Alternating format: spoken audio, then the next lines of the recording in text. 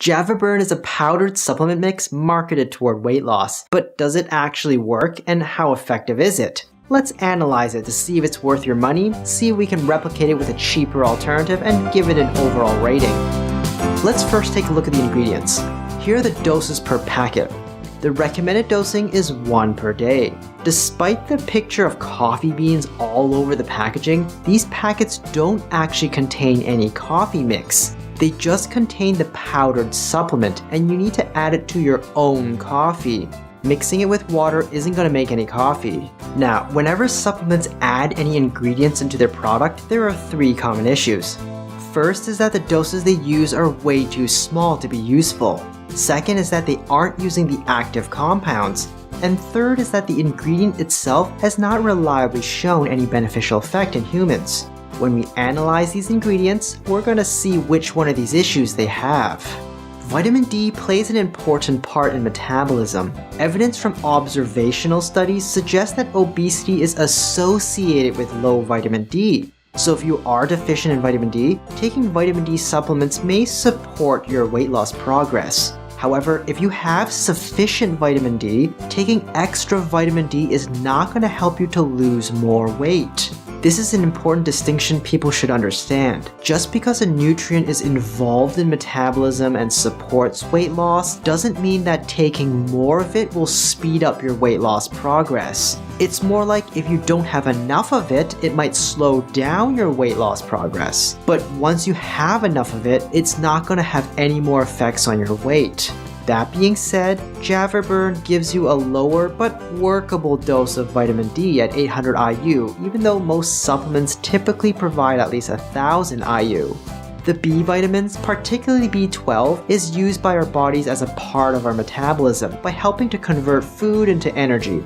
Just like vitamin D, supplementing with additional B vitamins doesn't help people to lose more weight, although deficiencies in those vitamins can make it more difficult for your body to burn fat and slow down your weight loss. Some diets, like vegetarian and vegan diets, often supplement B12 since those diets are naturally low in them. However, the B vitamin doses provided in JavaBurn are hardly useful. Useful B vitamin supplements are providing a few hundred times the dose that JavaBurn provides. There is some weak evidence to suggest that supplementing chromium in people who have insulin resistance problems like PCOS or diabetes might help with insulin control and allow their bodies to better respond to their body's insulin. This doesn't really translate to much weight loss, unfortunately, with the average person losing around 1 additional pound over a few months. Unfortunately, these beneficial effects only appear to affect people who have diabetes or PCOS. So if you're healthy, chromium likely won't do much for you. Also, the doses in JavaBurn are too low to be useful, so it's not going to help even if you have diabetes or PCOS. The benefits of green tea and green coffee for weight loss are mostly due to the caffeine content, helping to improve exercise and increase physical activity. However, if we go by all the listed ingredients on the label, the actual caffeine content in JavaBurn is likely very low, since the green tea and green coffee extracts in JavaBurn are not refined, and the doses are so low. The other benefits of green tea and green coffee beyond the caffeine, like having anti-inflammatory or antioxidant properties, really depend on specific compounds found in these extracts. For you to be able to get these benefits, supplements need to purify those specific compounds. For example, green tea has a specific compound called epigallocatechin gallate, or simply EGCG, which is believed to provide the beneficial effects of green tea. Similarly, green coffee has a specific compound called chlorogenic acid. JavaBurn does not purify these extracts, so you're likely not getting much EGCG or chlorogenic acid at all. I've talked about the benefits of these specific compounds in separate videos before, and I'll leave them down below in the description if you're interested. L-Carnitine is an amino acid that's used by our body to help convert fat into energy. Research suggests that L-Carnitine may help those who are actively exercising to lose a small amount of additional weight, with patients losing on average 2 to 3 pounds over a few months. Unfortunately, the doses that were used in those studies were over 2,000 milligrams per day. The 100 milligrams JavaBurn provides is 20 times less a useful dose, and is not going to be helpful at all. L-Theanine is another amino acid that's often used to help support cognition and improve wakefulness. It's not expected to do anything for weight loss, but may support your efforts to exercise more and burn more calories through exercise. You're probably not going to get this effect from JavaBurn since the dosing again is a little too low. From the listed ingredients, the possible caffeine content is probably the most concerning ingredient. Caffeine can negatively affect some people who are too sensitive to it, are taking certain medications, or are pregnant or breastfeeding. However, if we go strictly by the label, the actual amount of caffeine in JavaBurn is likely very small, which would explain why they want you to put it into your own coffee, since this product lacks much of its own caffeine.